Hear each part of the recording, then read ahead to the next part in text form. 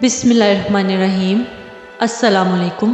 حضرت بابا فرید الدین گنج شکر رحمۃ اللہ علیہ کے نام کی وجہ تسمیہ کے حوالے سے یہ واقعہ زبان زد عام ہے کہ آپ رحمۃ اللہ علیہ کی والدہ آپ رحمۃ اللہ علیہ کو شکر دیا کرتی تھی، جس کی وجہ سے آپ رحمۃ اللہ علیہ کو شکر گنج پکارا جانے لگا۔ لیکن اس بارے میں 3 مختلف روایات پائی جاتی ہیں۔ مختلف روایات موجود ہیں، ان میں سے صرف 3 روایات زیادہ معتبر سمجھی جاتی ہیں۔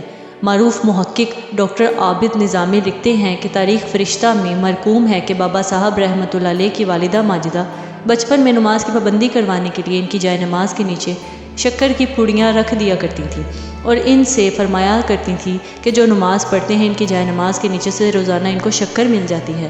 ایک دن ایسا ہوا کہ والدہ شکر کی پھوڑیاں رکھنا بھول گئیں۔ کچھ دیر بعد انہیں یاد آیا تو گھبرا کر پوچھا، مسعود تم نے نماز پڑھی؟ بابا صاحب نے ادب سے جواب دیا، جی ہاں امی جان، نماز پڑھ لی اور شکر بھی کھا لی۔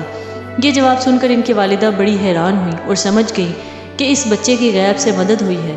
چنانچہ اس وقت سے انہوں نے اپنے بچے مسعود کو گنج شکر کہنا شروع کر دیا۔ دوسری روایت کچھ یوں ہے۔ خزیبۃ الاصفیاء اور گلزار ابرار میں لکھا ہے کہ ایک سوداگر گاڑی پر لشکر لاد کر ملتان سے دہلی جا رہا تھا۔ جب اجودھن پہنچا تو راستے میں حضرت شیخ رحمۃ اللہ علیہ کھڑے تھے۔ آپ رحمۃ اللہ علیہ نے اس سے پوچھا، اس میں کیا لدا ہوا ہے؟ سوداگر نے ٹالنے کے لیے کہا، نمک ہے بابا۔ اس پر آپ رحمۃ اللہ علیہ نے فرمایا، اچھا نمک ہی ہوگا۔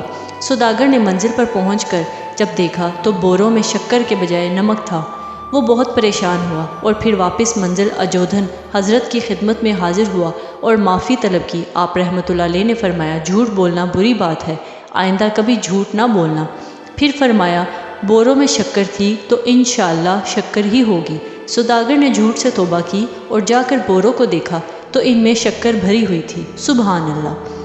تیسری روایت اس طرح سے ہے کہ ایک دفعہ بابا صاحب نے اپنے پیر و مرشد حضرت قطب صاحب رحمۃ اللہ علیہ کے ارشاد کے مطابق 3 دن کا روزہ رکھا۔ تیسرے دن روزہ افطار کے وقت ایک شخص چند روٹیاں لایا۔ آپ رحمۃ اللہ علیہ نے غیبی امداد سمجھ کر ان سے روزہ افطار کر لیا، لیکن فوراً ہی متلی ہونے لگی اور جو کچھ کھایا تھا قے کے ذریعے نکل گیا۔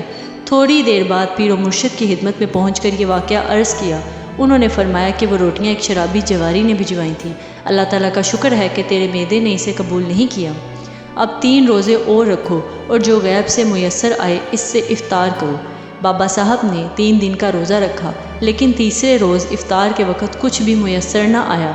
رات کو بھوک نے بہت ستایا تو بابا صاحب نے چند کنکریاں اٹھا کر منہ میں رکھ لی۔ اللہ تعالیٰ کی قدرت کہ وہ کنکریاں منہ میں جاتے ہی شکر بن گئی۔ سبحان اللہ۔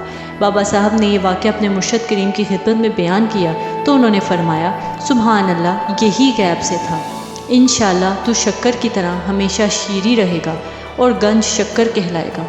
سبحان اللہ، بہت شکریہ۔